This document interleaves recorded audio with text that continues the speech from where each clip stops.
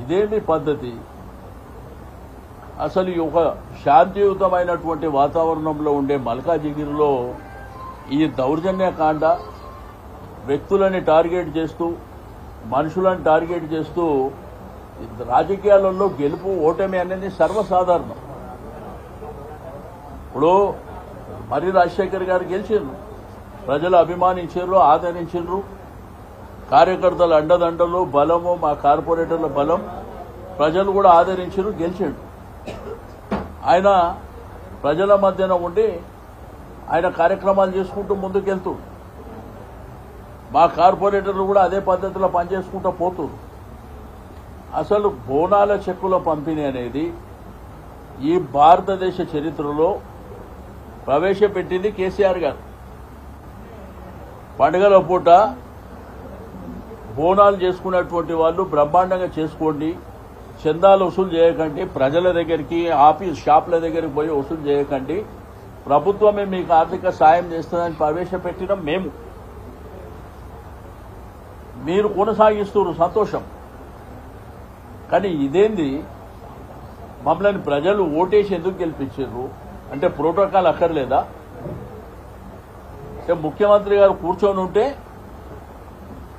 మేము పోయి నువ్వు ఆ సీటు మీద పక్కన జరిగిపో, మేము కూర్చుంటామంటే బాగుంటుందా? ఎవరికైనా ప్రోటోకాల్ అనేది ఒక గౌరవప్రదమైనటువంటి. మా ఎమ్మెల్యే గారు, మా కార్పొరేటర్లు అక్కడ పోయే వరకే వేరే వాళ్ళు అక్కడ కూర్చోడు. అక్కడ వచ్చినటువంటి ప్రభుత్వ విప్పు బీర్ల ఐలయ్య గారు కూడా చెప్పింది ఎమ్మెల్యే గారికి, కార్పొరేటర్లకు ఆ ప్లేస్ ఇవ్వండి అని చెప్పిండు వాళ్ళందరి ముంగట్నే.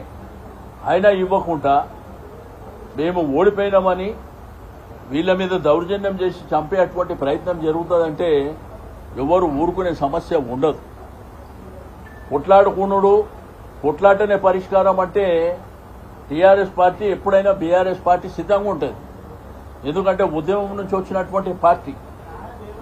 కాబట్టి దయచేసి నేను కోరుకునేది ఒకటే, ప్రజలు ఒక శాంతియుత వాతావరణంలో ప్రశాంతమైనటువంటి జీవితం గడుపుతున్నటువంటి ఈ ప్రాంతంలో మరి ఈ గుండాయిజాలు, రౌడీజాలు, దౌర్జన్యాలు, కొట్టడము, తిరిగి మళ్ళా కేసులు పెట్టడం, పోలీస్ వ్యవస్థ కూడా దెబ్బలు తిన్న వాళ్ళ మీద, ఇబ్బంది పడ్డ వాళ్ళ మీదనే కేసులు పెట్టడం, మరి ఈ విధమైనటువంటి మరి పద్ధతి వాళ్ళ మాన్యువల్లో ఎక్కడుందో నాకు అర్థం కాలే. కానీ ఇక మీదట ఇవి సాగవు. ఇక మీదట ఇదే విధంగా కొనసాగిస్తే తప్పకుండా చట్టసభలు ఉన్నాయి, చట్టసభల్లో ఫైట్ చేస్తాం, అవసరం అనుకుంటే న్యాయ పోరాటం చేస్తాం. కాబట్టి విఘ్నులైనటువంటి మల్కాజిగిరి ప్రజలు ఆలోచించుకోవాలి, ఇది మన సాంప్రదాయమా, మన పద్ధతులా? మనం ఒక 70-80 సంవత్సరాల నుంచి మల్కాజిగిరి గ్రామంగా ఉన్నప్పటి నుంచి ఇప్పుడు పట్టణంగా హైదరాబాద్ సిటీ సెంటర్లో వచ్చినటువంటి వాతావరణంలో దీన్ని ఎవరన్నా సమర్థిస్తారా? ఒకసారి ప్రజలు ఆలోచన చేసుకోవాల్సినటువంటి అవసరం ఉన్నది. మాట్లాడితే బూతు మాటలు మాట్లాడటం, మాట్లాడితే దౌర్జన్యాలు చేయడం, ఎక్కడ పడితే అక్కడ 40-50 బండ్లు వేసుకొని తిరగడం, ఇది మంచి పద్ధతి కాదు. ప్రజలకు ఇన్కన్వీనియన్స్ అయ్యేటువంటి అంశాలని, ఓకే రాజకీయాలలో ఎట్లుండాలి, స్పోర్టివ్గా ఉండాలి, ఓసారి ఓడుతాం, ఓసారి గెలుస్తాం. ప్రజల అభిమానం చూరగొనడానికి మన ప్రయత్నం ఏందో అది చేసుకొని పోవాలి. కానీ ఈ దౌర్జన్యకాండని మాత్రం రాష్ట్ర వ్యాప్తంగా కూడా నిన్న ప్రశాంత్ రెడ్డి ఇంటి దగ్గర అదే జరిగింది. సికింద్రాబాద్ అసెంబ్లీ నియోజకవర్గంలో బోనాల చెక్కులప్పుడు అక్కడ అదే గొడవ సృష్టించారు, కుక్కడపల్లిలో అదే గొడవ సృష్టించారు. ఇదేమైపోయింది? మితిమీరిపోయి. ఈ మితిమీరిపోయినటువంటిది ముఖ్యమంత్రి గారు ఆలోచన చేసుకోవాలి. మీరు వేదికల మీద మీరు మాట్లాడే భాషనే అందరూ నేర్చుకొని అదే భాష మాట్లాడుతుంది. ఇది రాష్ట్రానికి మంచిదా కాదా? మరి విఘ్నులైనటువంటి ప్రజలు కానివ్వండి, లేకపోతే కాంగ్రెస్ పార్టీలో కూడా విఘ్నులైన వాళ్ళు ఆలోచన చేసుకోవాలి, ఈ సాంప్రదాయాలు కరెక్టా? మరి ఇక పోలీసు ఎందుకు, వ్యవస్థలు ఎందుకు? కొట్టుకుందామంటే ఇక అందరం కొట్టుకుంటూ పోదాం. మీరు కొట్టుకున్నాడు, మేము కొట్టుకున్నాడు, ప్రజలు కొట్టుకున్నాడు, మరి ఇదే సాంప్రదాయం అనుకుంటే అదే సాంప్రదాయంలో పోదామంటే ఎవరికి కూడా అభ్యంతరాలు ఉండవు. కానీ ఇది పద్ధతిగా లేదు. దౌర్జన్యంగా వాళ్ళని కొట్టడం ఏంది, చెక్కులు ఇస్తామని పిలవడం ఏంది, అక్కడ ప్రోటోకాల్ పాటించకపోవడం ఏంది, మరి ఈ విధంగా దౌర్జన్యం. ఇప్పుడు రాజశేఖర్ గారు ఎమ్మెల్యే గెలిచిర్రు. సరే మీ ప్రభుత్వం వచ్చిండొచ్చు అంటే ఆయన ప్రోటోకాల్ ఉండదా?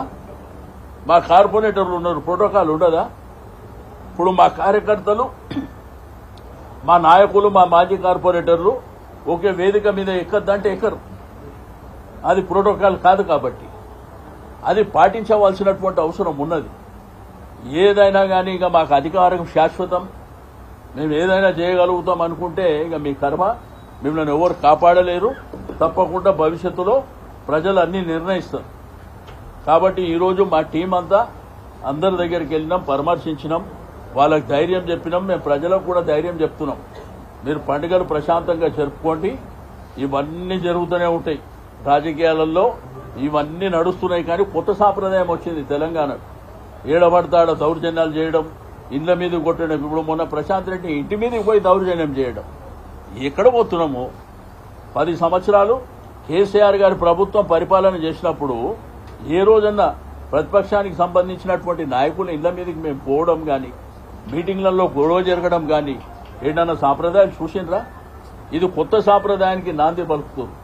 బట్ ఇది ఏమవుతుందంటే అల్టిమేట్ గా పక్క రాష్ట్రాలు కానీ భారతదేశం ముంగట మన రాష్ట్రమే అవమానాల పాలవుతుంది. వాళ్ళు కూడా రేపు చిన్న చూపు చూసేటువంటి ప్రమాదం ఉన్నది. కాబట్టి నేను దయచేసి పోలీస్ యంత్రాంగానికి, ముఖ్యమంత్రి గారికి నేను డిమాండ్ చేస్తున్నా, ఎవరైతే ఈ యొక్క చర్యలకు పాల్పడ్డారో వాళ్ళ మీద కేసులు ఫైల్ చేయండి, వాళ్ళ మీద చర్యలు తీసుకోండి. రెండోది, ప్రజాస్వామ్యవాదులంతా దీన్ని ఖండించవలసినటువంటి అవసరం ఉంది. పార్టీలు వేరైనప్పటికీ వ్యవస్థలో చాలా మంది ఉంటారు, రాజకీయాలకు సంబంధం లేని వాళ్ళు కూడా చాలా మంది ఉంటారు. దీన్ని తప్పకుండా అందరూ ఖండం చేయవలసినటువంటి అవసరం ఉన్నది. ఇక మేము కక్షలు పెంచుకుంటూ పోతాం, మనుషులను చంపేస్తాం, మనుషులని ఎక్కడ పడితే అక్కడ కొడతాం అనుకుంటే డెమోక్రసీలో ఎవరు ఒక్కసారి రెవల్యూషన్ వచ్చిందంటే పీఠాలు కదిలిపోతే అది గమనించుకోవాల్సినటువంటి అవసరం ఉన్నదని చెప్పి